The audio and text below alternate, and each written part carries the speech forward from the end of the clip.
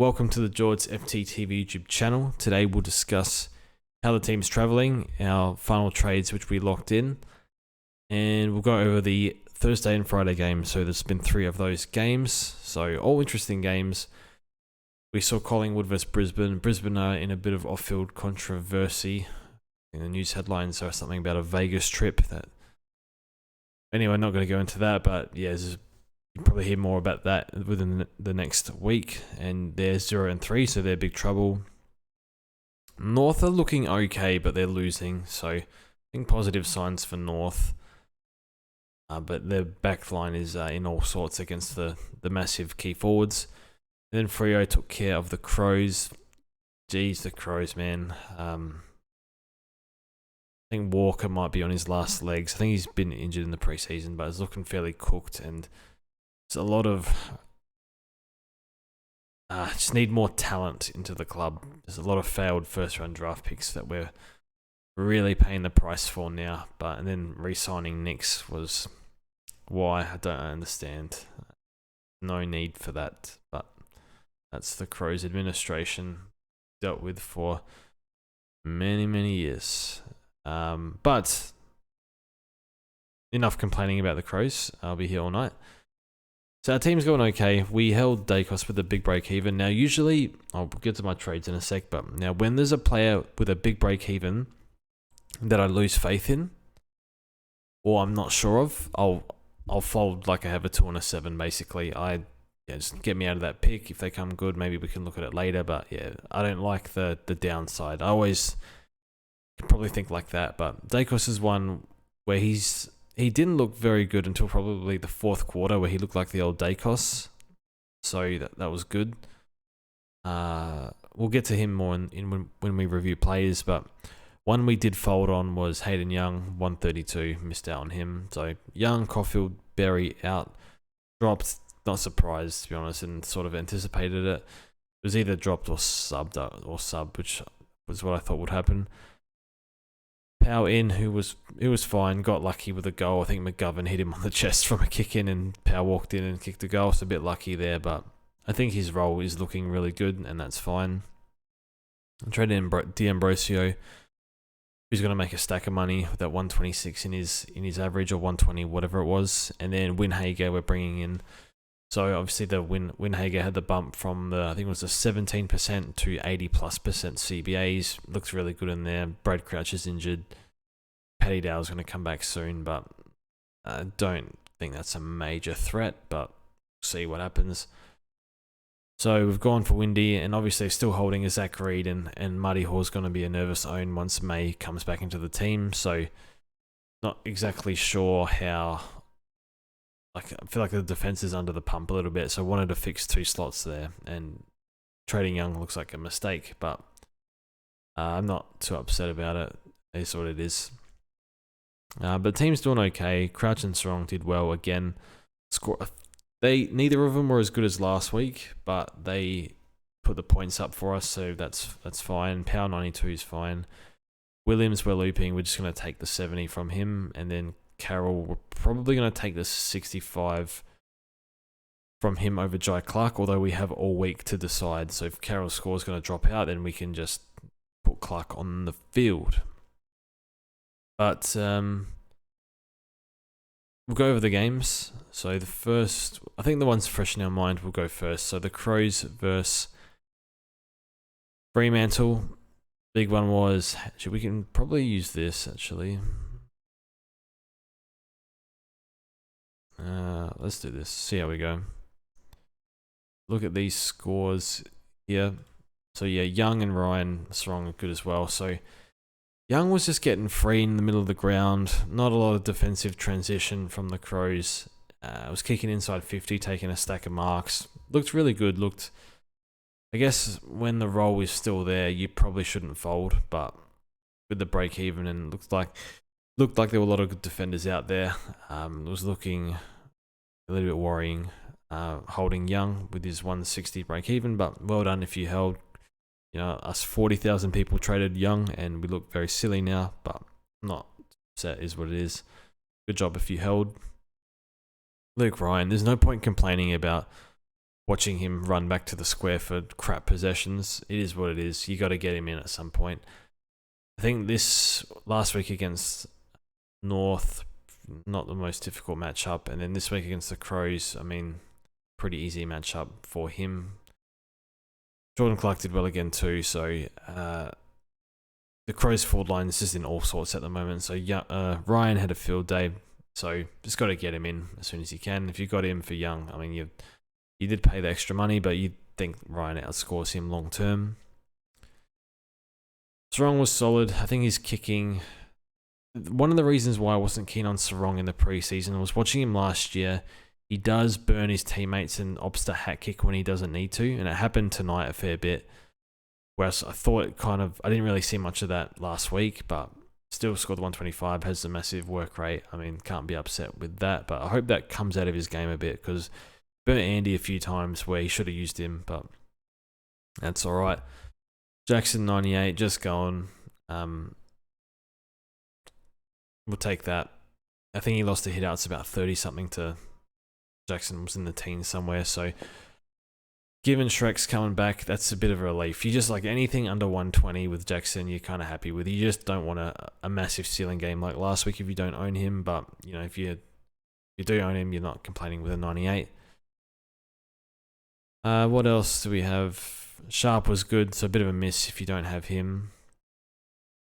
Fife is interesting. Tog really dropped in the fourth quarter. It was in the 80s at 3/4 time, and I think ended at 70, low 70s or mid 70s or something. I think Fife, I'd be happy to move on. He can give you a good score, but the reality is playing him 4 quarters full-time mid right now is plain stupid for his long-term prospects. So they're going to have to manage him. Like, I don't think playing him 80% Tog until the third quarter is a bright idea, personally. Yeah, he's good in there. It's his first hands on it, and they need him for clearances, but you don't want to break him. So I think he should be managed a bit more, and I'd be happy to move him on, but he's playing well at the stoppages, so you can see why they want to use him in there. But yeah, see if he holds up. Where's the rookie? Draper, 68. He looked good. I think the defenders had a pretty easy day at the office. So he's one I'm considering to bring in next week, because it's him and Tom Brown at the moment. If you want to get rid of one of these dead defender rookies, I'll need to do a bit of asking around and research on the job security, because they do have Heath Chapman to come in, but do they just play Chapman on the wing? Are they happy with Sharp there? I mean, Sharp's doing okay there, but see. So he's one that I'd be happy to bring in.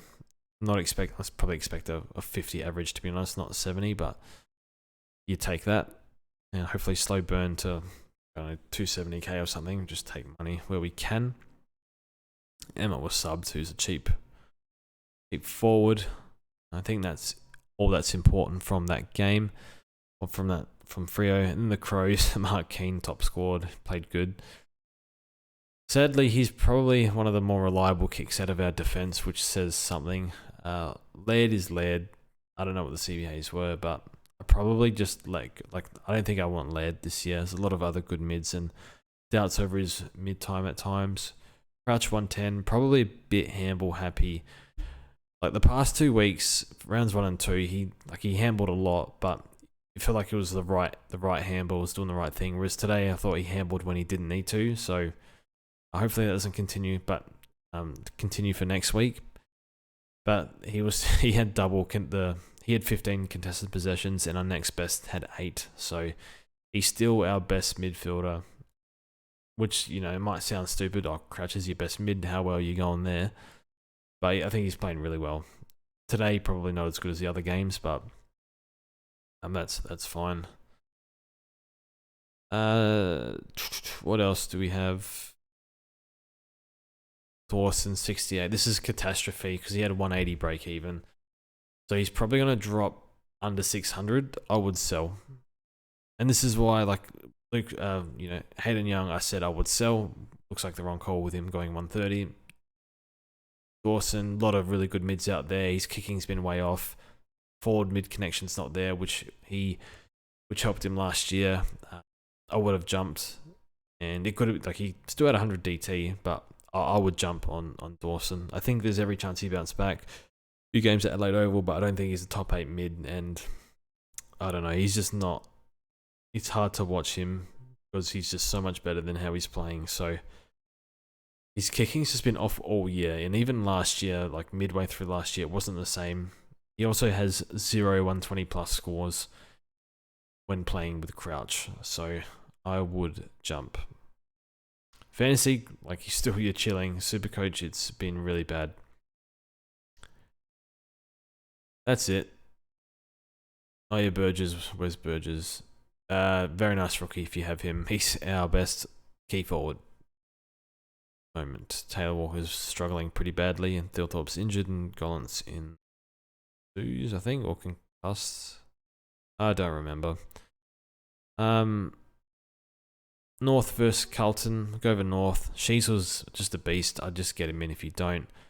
Power 92 looks okay.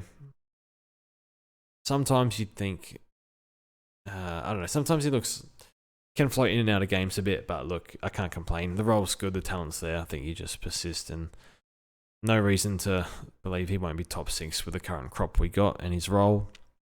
Cherry 90 was okay. Wardlaw was pretty good, 79. Went off for a bit with a sore ankle.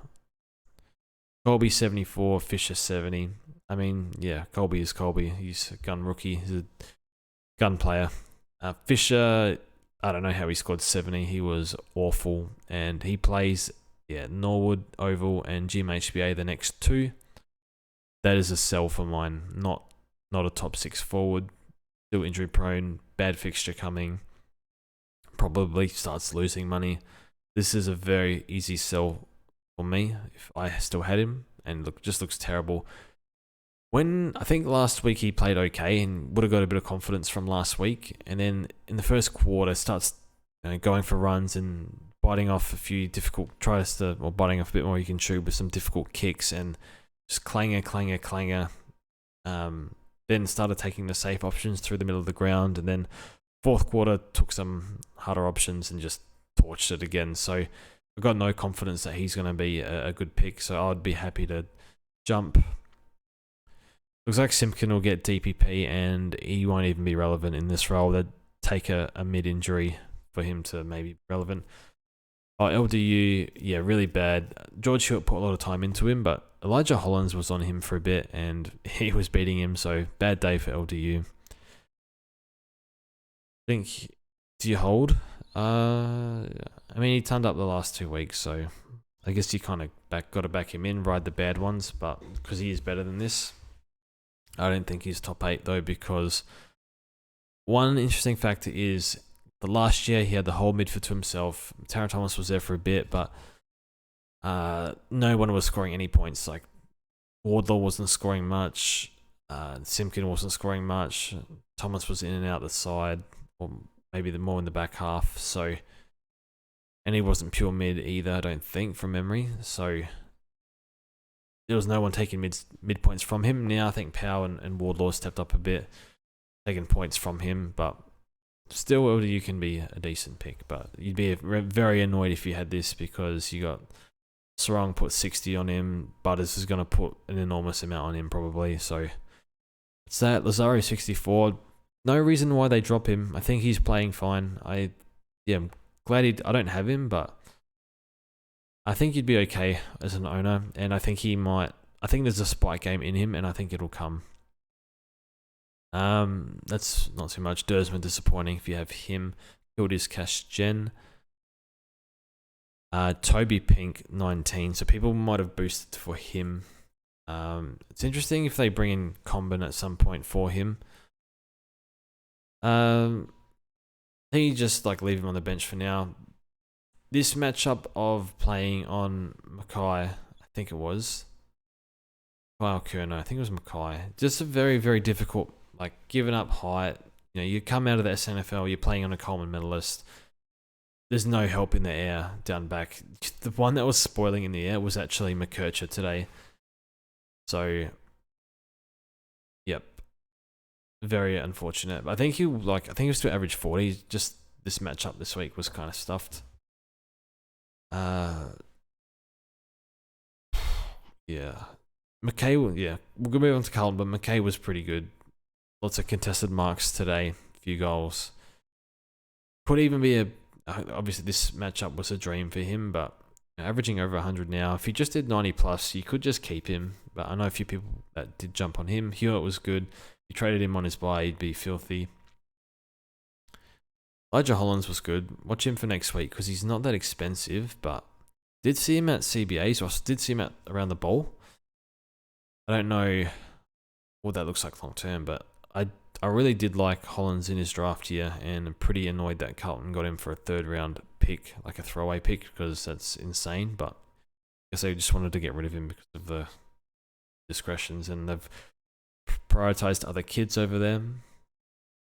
Not much else to tell on Carlton. Williams 70, like,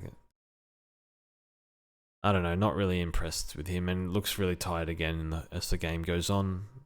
I don't think there's anything else relevant. Yeah, Carroll, bit worried for him when Walsh comes back, but he played okay. Newman 56, not great if you have him. That's that. And then Brisbane versus Collingwood. Neil pretty sore throughout the game. Looks good though. Was lifting as the game went on, but I don't think he's a relevant pick. Maybe if he's like goes cheap and you want him, but not for me this year with his age. Well, Zorko is going to easily be a top 6 forward if he keeps this halfback role, and he looks really hungry for the ball. He's 35 and he's about 500k. I couldn't do it. Like, he didn't run out the game super well. A lot of his points were first 3 quarters, but yeah, that age, the injury history. I mean, I said this a few years ago when he was 32, and he absolutely killed me all year. The whole year long, he killed me. So I think I'll just sit out because of age and durability. But one later in the year, when he, maybe there's 8 games left, ability risk. Maybe we have trades. Like, he's one I'd look at like later in the year if he drops in price. But he'll piss in 90 plus in this role. Like, he can really rack it up. So I guess age is the big factor. Dunkley 96. I'm not really I've been a big Dunkley fan for a long time, but just don't trust his body, and he's been inconsistent at times throughout the years. He's had dips in form, whether it's form or injury. Like, I think I just picked someone else. So just enjoy watching Dunkley as a fan from afar. Lemon was sub. Dev looked shocking. I wonder if they bring Lions back in, and if they do, I wonder if people jump on. Be interesting. Collingwood, Tom Mitchell was good. Nick Dacos was fantastic in the 4th quarter, but I feel he's been well below his level, and I do wonder if he's carrying something. We know he had a limited preseason. I think it was according to David King when he spoke about him, but yeah, he's just kind of going at the moment, old Nick. But yeah, the 4th quarter he started, and it was the Nick Dacos we knew from last year. So a bit of halfback time too. Chris was sub, came on, had a big impact. And Degoe very poor again. He's having a shocking year. And then Reef 28, so probably an avoid. That 70 will come out of his system, so we'll make money immediately, but not enough for that 28. Not to demand a selection in our teams. And then Finn McRae 30 subbed out. Was one that kind of been hopeful he'd come good eventually, and I know you can say like he needs a run of games and whatnot, and he got a few early clearances, but you need to come out and just really stamp your authority on the game if you want to demand a spot at the reigning premier, and he just didn't do it. So I'm not interested in old Finn, but I hope he makes the grade. But as every game goes by, or as time goes by, I think people are getting less confident. So all the best to him, but yeah, just didn't find enough of the ball. Anyway, that's the reviews. Honestly, like, pretty shocked at the Crows. Not shocked, but like, just like the fact that we're still in this position 5-6 years into a rebuild. We're going to be bottom 4. Like, oh boy. But anyway, look at the upcoming games. So 5 more games today. Just the 2 games tomorrow. So yeah, it's kind of annoying, but it's fine. Got this Winhager trade in, see how he goes tomorrow. Zach Merritt, I really want him ASAP. Port versus Melbourne. Don't have Butters, so just sort of hoping and praying. So I think my main issues for anti-pods are McKercher, Jackson, Ryan, and Butters. They're the 4 that I'm most worried about. Only Ryan really hurt this week, but I think, yeah, Butters I'm scared to death of not owning, and we can force him into the side next week with Wines and Jordan, but we'll see. I'm captaining VC Bont into Heaney. I thought about Sheasel, and I did VC him in fantasy, but I thought, nah, I think go for a higher ceiling mid. Thought about Sarong. I thought the Crows would put some time into Sarong, which they kind of did early, and then just went away just because of how dominant he's been. But would have like 125 is fine. But I figured Bont, yeah, he has an ankle issue, but West Coast at home, yeah, you would think he obliterates them. And then if not, Heaney against Richmond. You're always kind of nervous with a pod captain in Heaney, but given his form and Richmond have no hopper, like Toronto's not playing that well, Dusty's out now, like how do him and Gordon not go nuts on them? So go forward and kick a few goals. They got a few defender injuries, so hopefully that works. And then this Hawthorn versus Geelong game, I don't think team sheets are announced, but apparently we might get Huswaite, and it looks like we'll also get Sonsi for Richmond, who could be a downgrade option. So the downgrade options are hopefully coming.